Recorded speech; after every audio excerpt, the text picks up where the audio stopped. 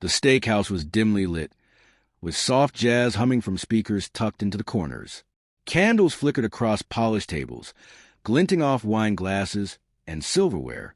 It was a kind of place where deals were struck, anniversaries celebrated, and breakups were never supposed to happen. Yet here I was, sitting across from Zoe, watching her fork hover midair as if time itself had frozen. 8 months. That's how long we had been together.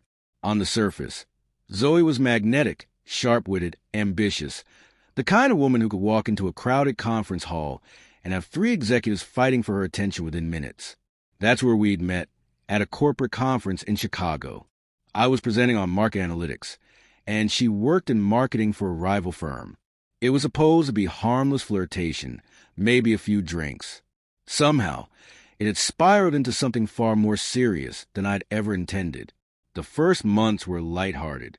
Late-night calls. Spontaneous weekend getaways. Her laugh had a way of cutting through my stress. And for a while, I believed maybe I had stumbled into something real. But by month 4, the energy shifted. Zoe wanted more. Future plans. Talks of moving in together. Meeting families. My stomach twisted whenever she leaned into those conversations. I wasn't ready. Truthfully, I didn't think I ever would be, with her. So tonight, I finally found the courage. Zoe, I began, my voice steady but heart pounding. I don't think this is working out. We want different things. I don't see a future for us. Her fork clinked softly against her plate as she set it down. She looked at me, calm. Too calm. What do you mean? I mean, I can't move forward with this. It's better we end things now. She tilted her head, almost amused, and reached for her phone. A swipe, a few taps, and then she slid across the table. The glow of the screen lit her face, highlighting sharp cheekbones and eyes that no longer looked hurt but calculating. "Remember these?" she asked. I glanced down. My stomach dropped. Screenshots. Our private DMs. Casual venting from months ago. Frustrations about clients. Jokes about executives. Comments about a co-worker who had beaten me out for a promotion. Petty complaints. But the kind of words that, in the wrong hands, could look damning. And worse, project details. Snippets of things I had mentioned before they went public. Nothing criminal, but undeniably confidential. The kind of things you don't share with someone from a competing firm. I looked up. "Zoe, what is this?" Her smile was razor thin. "Insurance. You break up with me. I release all of it. I'll tag your boss, your company. Hell, your LinkedIn network. That promotion you're hoping for? Gone. Your career? Finished." It was blackmail pure and simple. But sitting there, staring at her across the glow of candlelight, all I could think was how terrifyingly normal she looked while saying it. No raised voice, no hysterics. Just calm certainty, as though she had rehearsed this moment. "You're blackmailing me," I whispered. "I'm protecting myself," she countered. "You don't get to use me and toss me aside." "This is insane," I said, pushing my chair back. "Is it?" Her voice softened, almost a whisper now. "You'll think it through? You've got 24 hours. Then I start posting." That night, my apartment felt colder than it ever had before. The city outside buzzed with sirens, car horns, and late-night chatter. But inside it was silence and the glow of my laptop. I backed up everything. Her threats, the screenshots, the texts. Each file I saved felt like stacking sandbags before a flood. I didn't sleep. I just stared at the ceiling until dawn, the weight of a decade-long career pressing down on me like a stone. At 8 a.m., I walked into my boss Richard's office. He was more than a boss, mentor, guide, almost like family. He'd known me since my first days as a nervous junior analyst. The man had shaped my career, betraying his trust by sharing information, even in moments of carelessness, made by a rise in my throat. He looked up from his desk. "Jackson, you look like hell. What's wrong?" I closed the door, hands trembling as I held out my phone. "You need to see this." I laid everything bare. Every text, every threat, every lapse in judgment. I know I broke policy. I shared things I shouldn't have. I'm prepared to resign. But I wanted you to hear it from me before it hits the internet. Richard leaned back, silent, eyes scanning the screen. Minutes ticked by, each one hammering my nerves. Finally, he set the phone down and looked me dead in the eye. "You've worked here 10 years. In that time, you've never once given me reason to doubt your integrity." "I messed up," I admitted, voice breaking. "You did," he said plainly, "but you also came to me before this became a scandal. That counts for something."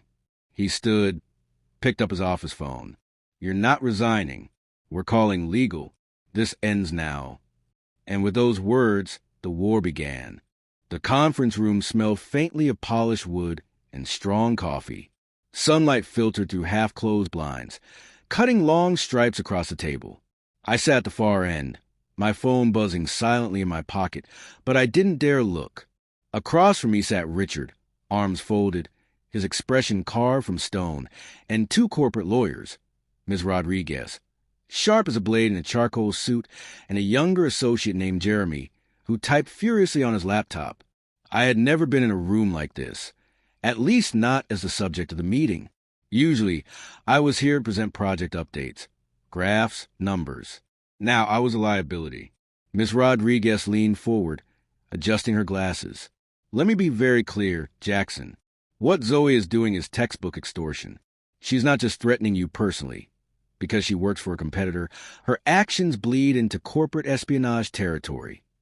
The word espionage made my stomach twist. I didn't mean...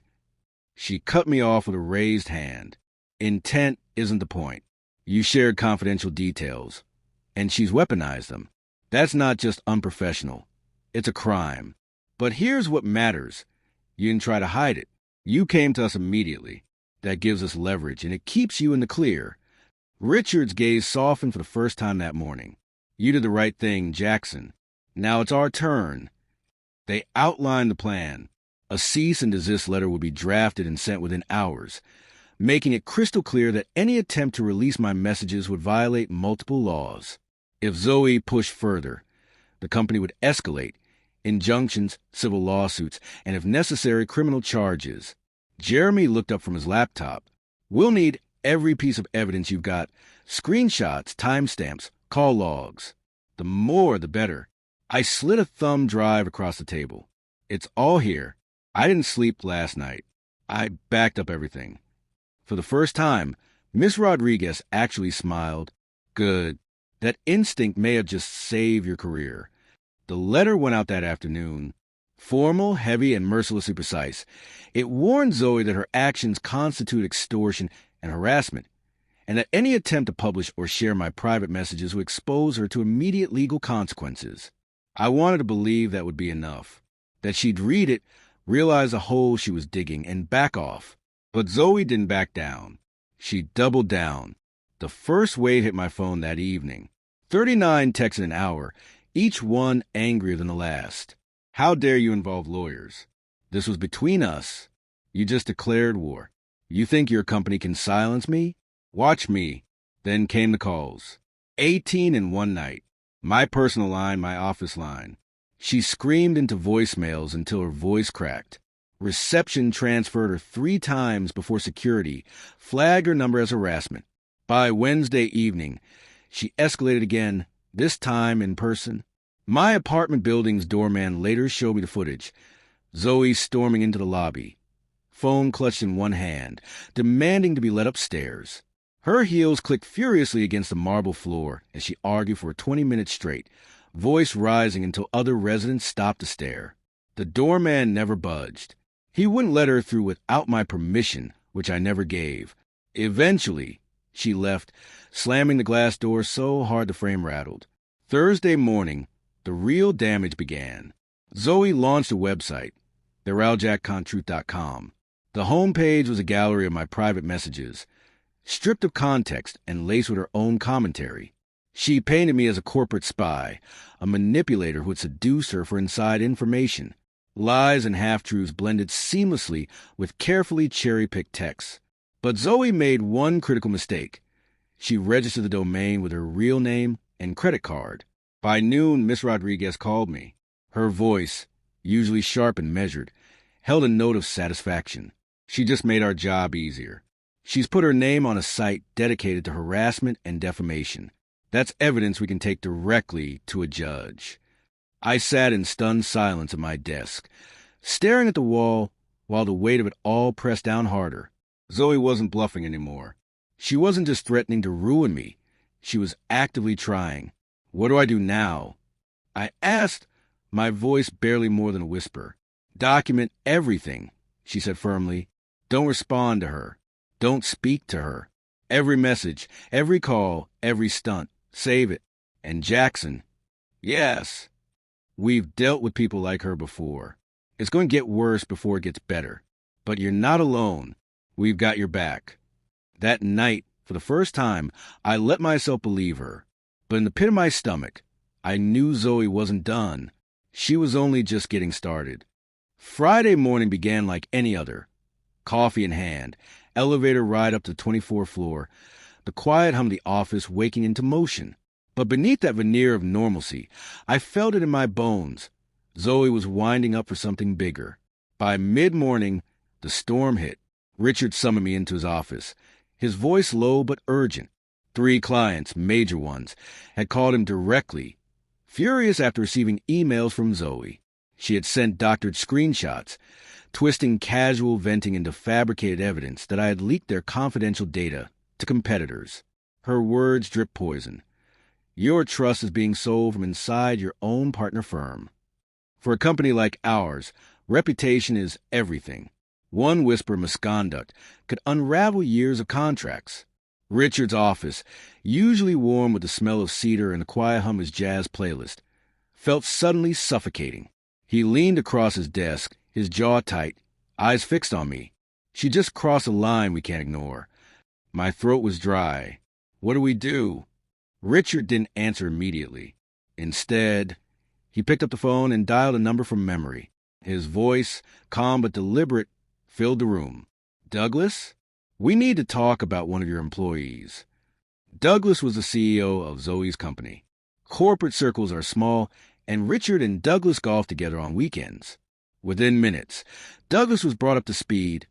Every threat, every screenshot, every violation. Silence lingered on the line for a long moment before Douglas finally said, I'll handle it. By Monday morning, Zoe was summoned into her CEO's office.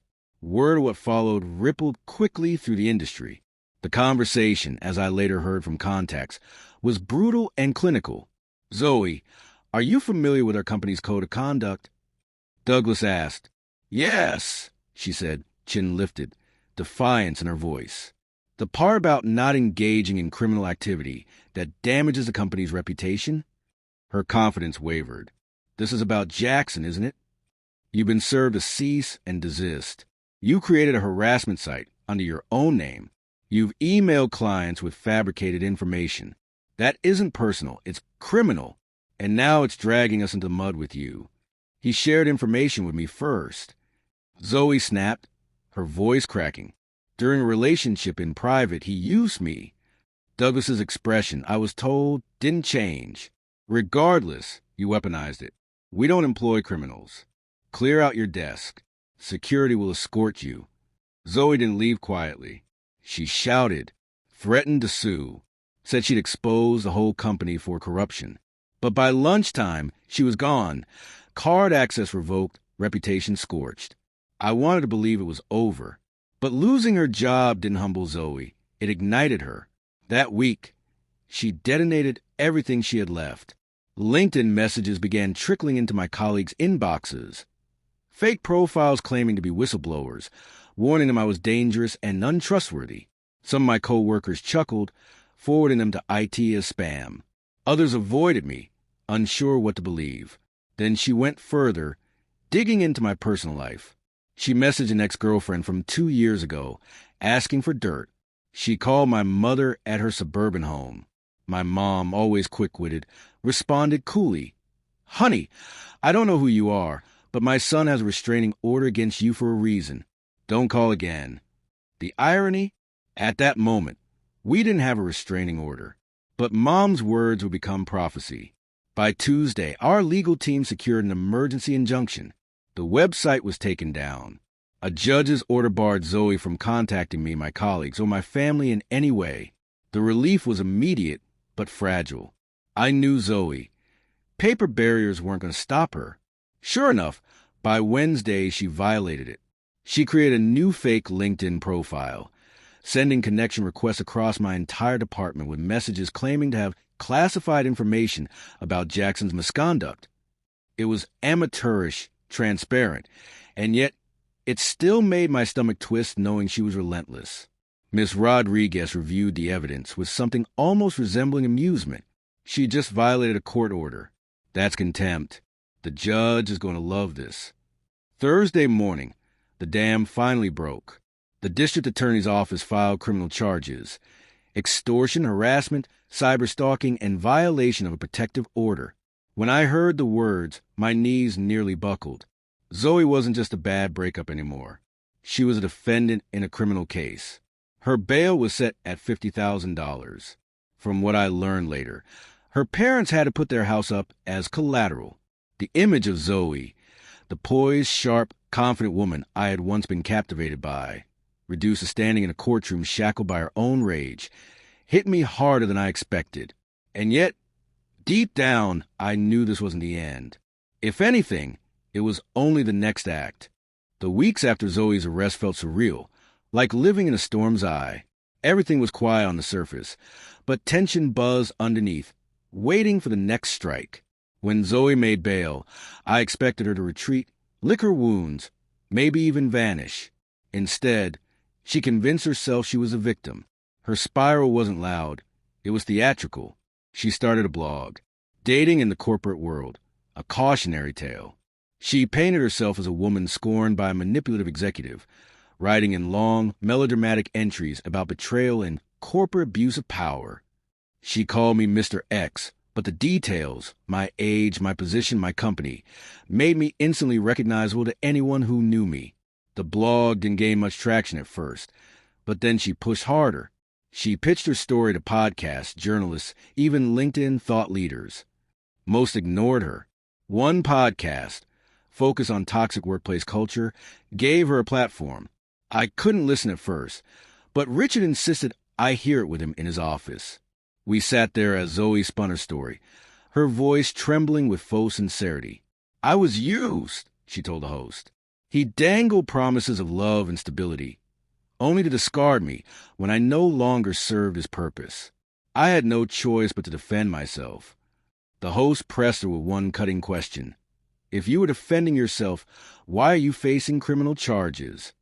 Zoe stammered, tried to change the subject, contradicted herself. Within minutes, her story unraveled live on air.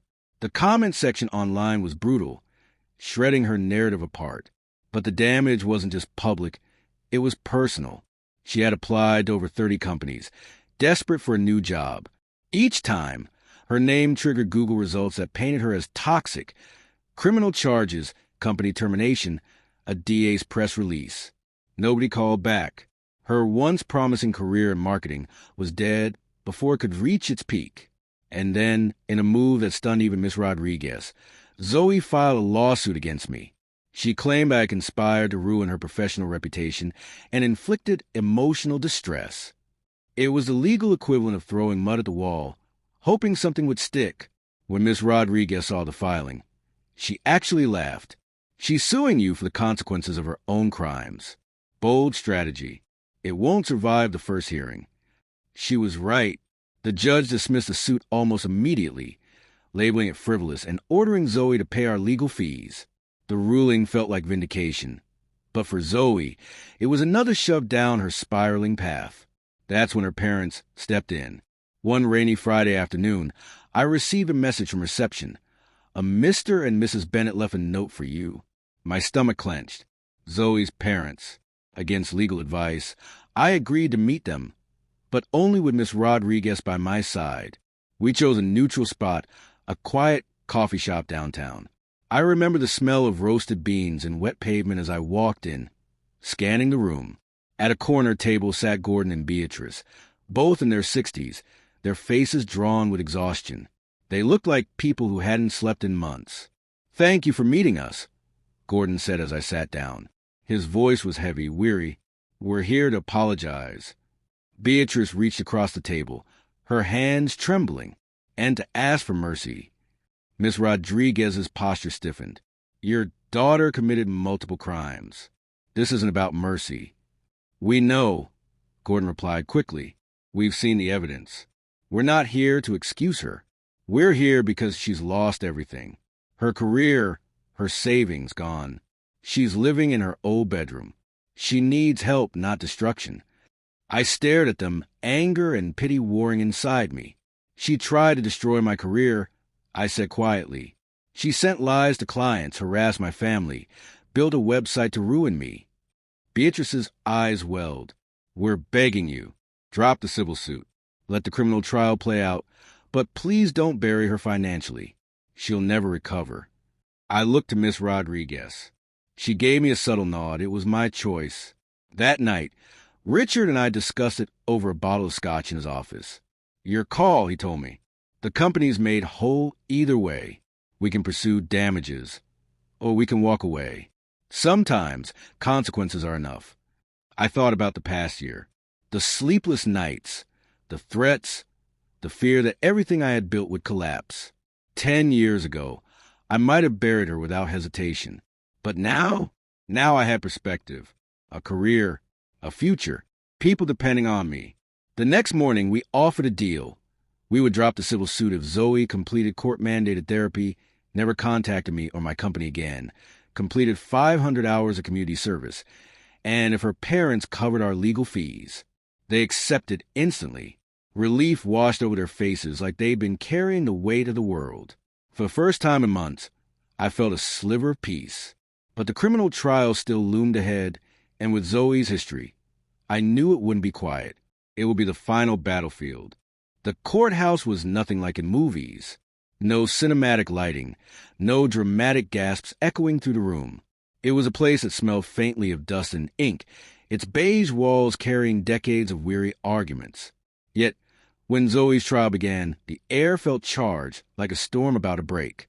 I remember standing outside the courtroom on the first day, my palms damp despite the crisp fall air. My attorney, Miss Rodriguez, stood beside me, her legal pad pressed tightly to her chest. She looked calm, as if she'd done this 100 times, which of course she had. For me, though, this was uncharted territory. "Remember," she said softly, "you're not the one on trial. You don't need to prove anything. Just tell the truth when asked, and let the facts speak louder than Zoe's theatrics." When Zoe walked in, shackled but dressed neatly in a modest navy suit, the courtroom murmured. She looked smaller than I remembered. Her once flawless hair was tied back, her eyes hollowed by months of stress. But even then, she carried herself with a strange defiance, as if she still believed she could spin this into her story of survival. The prosecution laid out the case with surgical precision. They presented emails she had sent under fake names, screenshots of threatening texts, and testimony from IT experts who traced her digital fingerprints to the harassment campaigns. Then came the testimony from the marketing executive she tried to smear. He spoke plainly about the phone calls Zoe had made to his office, painting me as corrupt. His words cut through the silence like blades. Every piece stacked against her like bricks in a wall. Her defense tried to dismantle it, portraying her as an emotionally distressed woman pushed to extremes by heartbreak. They brought in a psychologist who testified about her fragile mental state, her history of rejection, her desperate need for validation. It was meant to stir sympathy, but to the jury, it felt like excuses. And then it was my turn to testify.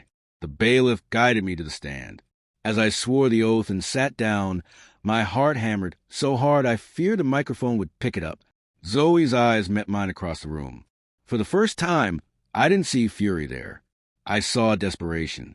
I spoke slowly, carefully. I told the jury about the late-night messages, the relentless emails, the fabricated website. I described the toll it took on me, the anxiety, the lost sleep, the fear of seeing my life's work crumble. But I didn't raise my voice. I didn't dramatize. I just told the truth, raw and plain. When Zoe's attorney cross-examined me, they tried to paint me as arrogant, a man who toyed with Zoe and discarded her. Miss Rodriguez objected at every sharp turn, but I stayed steady. I refused to let them twist my story into hers. The hardest moment came when the prosecution played a recording, one of Zoe's voicemails to my office. Her voice cracked with venom. "You think you can erase me? I'll make sure everyone knows what kind of monster you are. I'll ruin you." The words hung heavy in the room. Even Zoe's parents, sitting quietly in the back, lowered their heads.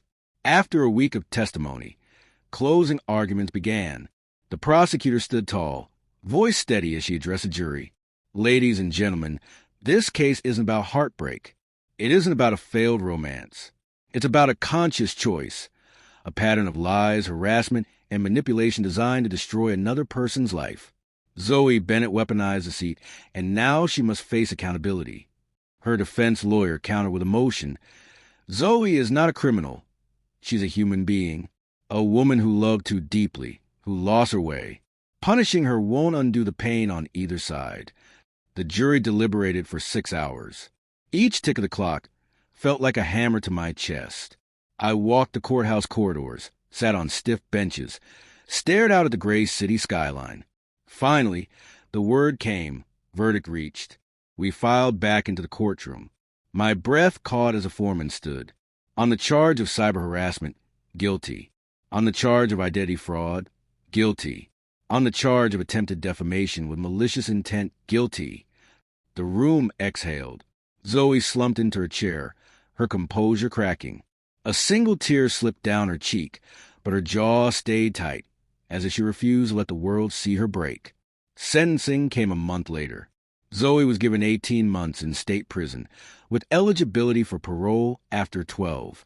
She was also ordered to complete mandatory therapy and barred from contacting me or my company ever again. When the gavel struck, it didn't feel like victory. It felt like a funeral for a life wasted. The aftermath. Months passed. The company rebounded fully, clients reassured, reputation intact. Richard often told me I'd handle the ordeal with grace, but inside, scars lingered. I still flinched at late-night phone notifications, still felt a rush of unease when an unknown number called. Zoe's name faded from headlines quickly. In a city that thrived on constant scandal, she became yesterday's story. Yet sometimes, late at night, I wondered what prison was doing to her, whether she was finally facing her own reflection, or whether she still clung to the fantasy that she was the victim. Her parents sent me a handwritten letter after sentencing. Gordon wrote, "Thank you for showing mercy when you could have destroyed her further. We pray this is her chance to rebuild." I never replied, but I kept the letter in my desk drawer, a reminder that even in chaos, humanity mattered. 1 year later, I stood on a balcony at the company's annual gala. The skyline glittered, glasses clinked, music drifted on the air. For the first time in a long while, I felt free. Not untouched, not unscarred, but free. Zoe Bennett's shadow had finally lifted. And as I looked out over the city, I realized something. Victories aren't always about crushing your enemies. Sometimes the greatest victory is surviving the storm without becoming it.